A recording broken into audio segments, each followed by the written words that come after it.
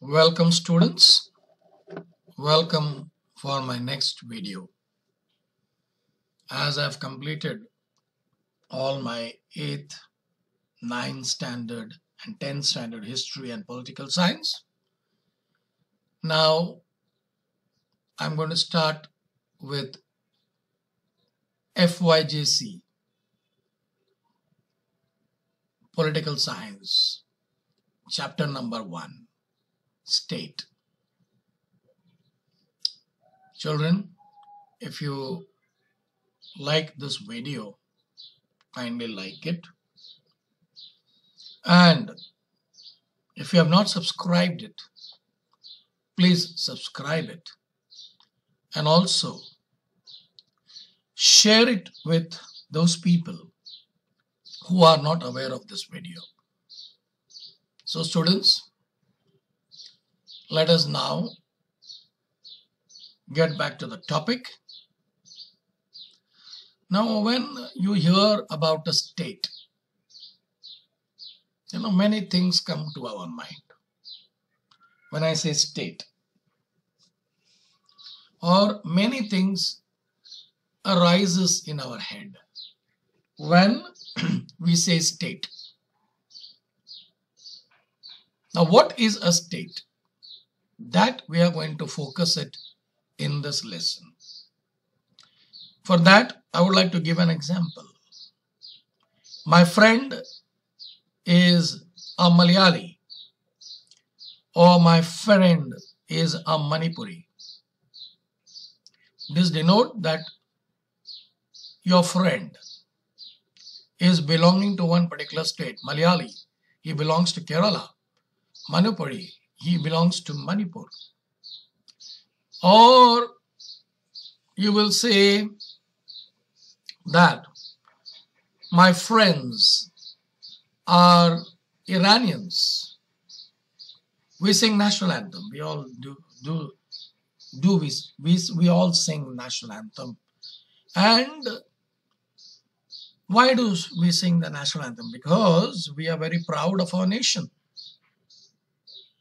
Then, if we are in other country and we want our birth certificate, you require a birth certificate which is issued by the government. Or, I want to go and collect my birth certificate from my country because I am an Indian. What does each of the sentence deal with? Each of the sentence deals with the identity. Malayali, Kerala, he's a Tamilian, Tamil Nadu. He's a Maharashtrian, he is from Maharashtra. Then the regional identity, Iranian, or he is a Sri Lankan, or he is an American. Then we sing national anthem. We are proud of our country. This shows the nationality. And finally, the birth certificate, which is issued by the government. All this helps us to know that we belong to a particular state or a country. My dear students, now we will see what is a nation. Now, a question arises in our mind. What is a nation? A nation is a people who identify socially, culturally, politically, and wants to establish a separate identity for themselves. There is a sense of oneness that is psychological and born out of commonness of culture, ethnicity, religion, language, history. They may or may not be located in a specific geographic territory. Now, when I say this, my dear students, it's very simple. I would like to give an example. For example, if you're in America and you meet an Indian, he may not be belonging to your state. He may belong to Gujarat, but yet you are having an identity. The common identity is he is an Indian, though he belongs to Gujarat. So we are very proud that we are Indians. Now, my dear students, we will see what are the features of the nation. There are several features. One is population. The population has similarities. Similarities may be in the form of language, race, religion, or there may be common culture, historical experience. All this we identify as oneself as nation. Example again, when we go to America or when we go to some other country, when we meet an Indian, we say, he is belonging to my country. And you try to establish relation with him. You try to, meet him, follow it up next time, when you are free and you would like to meet him and you can talk to him. Then, feeling of community. The similarities of demography and the culture must translate into psychological feeling of community. This is an emotional dimension. This is a matter of perception held by the people of that community. Like for example, if I am in America, if I meet a Malayali, I am a Malayali. If I meet a Malayali, I will have a special feeling for that person because he belongs to my community.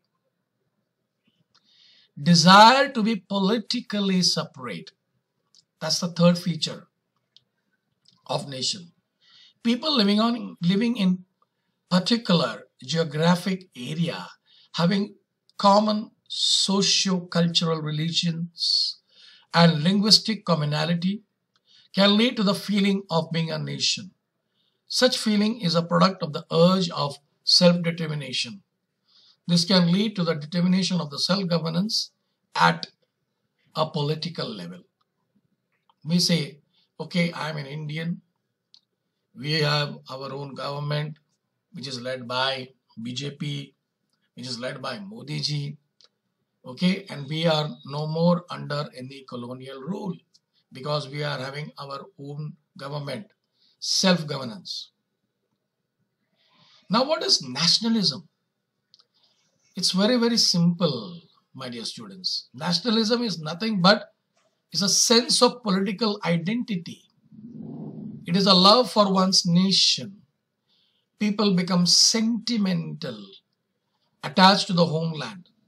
They gain sense of identity, self-esteem by this identification, and they are motivated to help their homeland.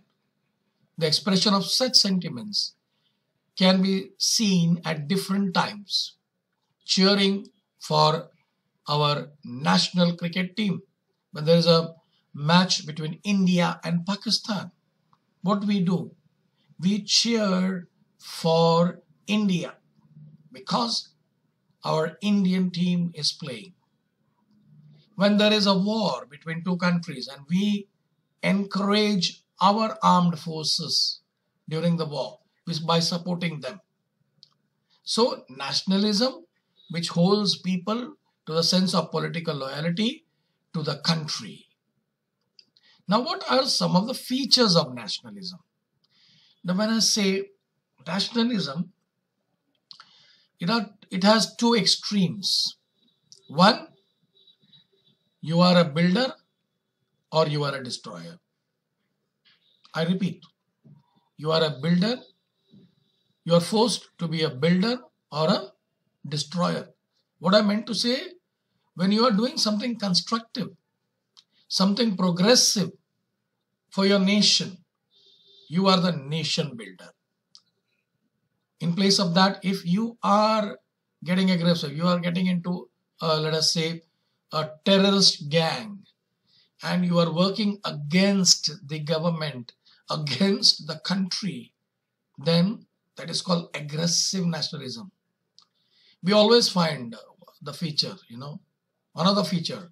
Either you are an aggressive nationalism or you are a progressive nationalism. Now yet, my dear students, you have to decide for yourself, in which category are you in? Because if you as a student are studying well, I will say you are a progressive. Whatever you do, whatever the work you take, do it very sincerely. You come under progressive nationalism. Or if you enter into a illegal trade, something which you go beyond the rules, then we say it is an aggressive nationalism. One more thing, nationalism discourages imperialism and colonialism. Best example is our freedom fighters. They fought for the freedom of the country when we were under the British rule. Especially I would like to mention about Mahatma Gandhi. He followed the technique of satyagraha, non-violence, and he has won the freedom for the country. We have Pandit Nehru. We have got Motilal Nehru, Subhash Chandra Bose. There are several examples who had their nationalism in their heart. As Lokmanya Tilak says, Swaraj is my birthright and I shall have it. Gandhiji, he gave a clarion call, do or die. Either work for the country or die for the country. Now, these are the several examples. Now, nationalism can promote diversity. You can see large amount of diversity in India based on religion, ethnicity, language, region, but we still talk of Indian nationalism. The idea of unity in diversity is the core of Indian nationalism.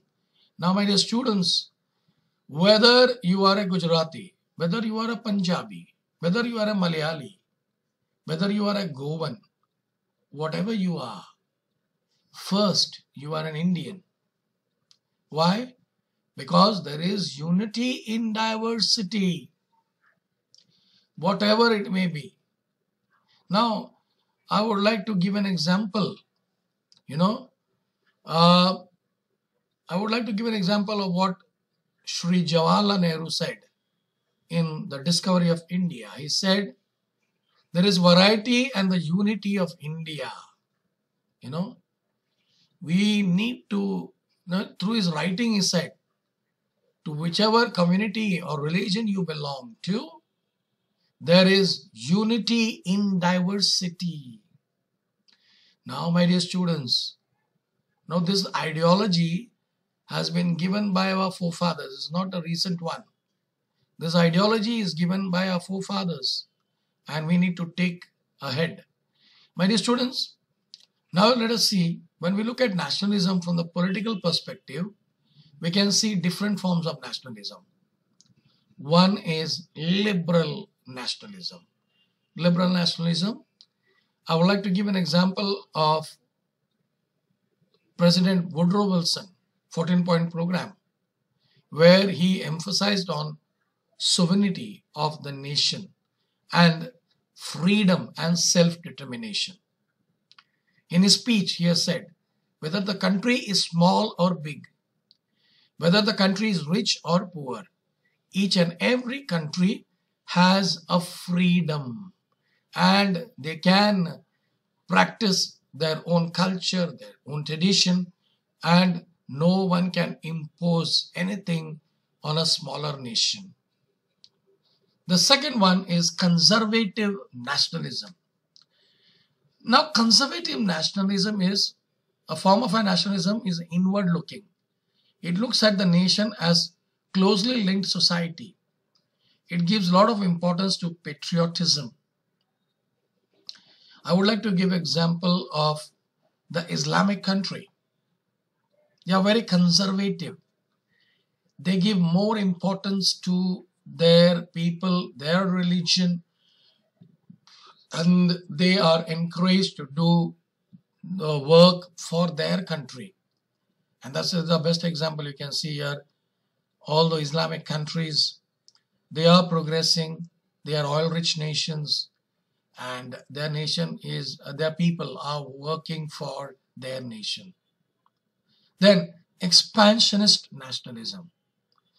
This is a nationalism which is not encouraged now in modern time because it's an aggressive form. It has become aggressive, creates empires for national glory. Colonialism is the product of this aggressive nationalism. And my dear students, let me tell you why First World War and Second World War occurred in the world is because of this expansionist nationalism. And the best example is Hitler. He wanted that the Germany should rule the world.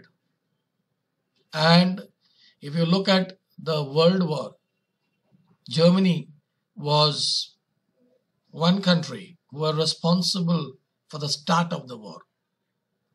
Now, anti-colonial nationalism. This refers to nationalism, liberation, struggle, or freedom of struggles. The countries like India experienced this form of nationalism during the days of freedom struggle. It is just like when the Britishers were ruling over India. We fought for our freedom. Our priority was our freedom. Now, my dear students, we all are familiar with preamble. Our preamble is the best example we could ever see for the state. Indian Constitution used sovereign, democratic, republic. Here the word sovereign means independent, not dependent. Authority of the country. It signifies the country is not dependent on any other country for taking decision or for making decisions, and independent to take its own decision, formulate laws and govern. When people of this nation wants to become sovereign country, it means demanding the right to self-determination. Freedom struggle is an expression to the right of self-determination. It is an urge for the political self-determination that leads the nation into a direction of statehood. What does nation, or when does the nation becomes nation state? A state must have following characteristics to qualify for the statehood. 1. Sovereignty. I will say independence. Independent government, their own government, territory and population. My dear students, further we will see a state is a political community. It is a presence is felt among all human activities. The activities like education, social welfare, defense, law and order, all are done by the state. Even the personal matters like registration of birth, a birth certificate, getting a PAN card, Aadhaar card, registration of marriage. The state has a role to play, and the state grants a right to provide justice, ensure equality, guarantee and liberty. Thus, my dear students, I end my first part over here. Very soon, I'll come with the second part. Thank you, my dear students, for their patient hearing. Any doubt is there, you could write it in the chat box. I would like to clarify it. It's my pleasure. Students, if you like the video, please like it. If you have not subscribed it, please subscribe it and do share it with others. Thank you, and I wish you best of luck.